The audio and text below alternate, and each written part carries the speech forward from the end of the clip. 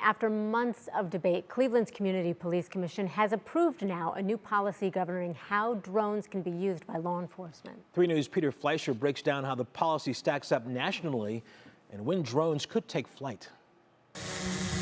It's potentially a new era of policing in Cleveland, but along with it, a familiar debate. Privacy versus safety. But drones cannot de-escalate. They can't listen like humans. They can't mediate. They only watch, record, and intimidate. We need it. Protesters, if you're doing the right thing, why worry about being filmed? Cleveland's Community Police Commission has approved a drone policy that would allow officers to deploy the devices in high-risk situations, like hostage crises, search warrants, and missing persons cases.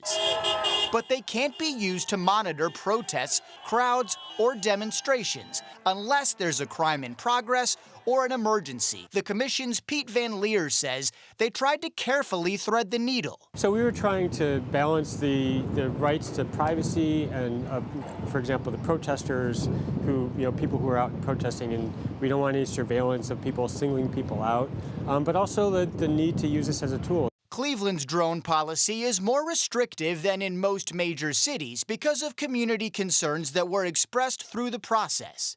Because the city is still under a consent decree, the new guidelines have to be approved by the Department of Justice. If any changes need to be made to address those comments, we will do that. As Cleveland looks to modernize the way it fights crime, does what it needs to do, finds that balance, and provides, another tool for constitutional policing in Cleveland.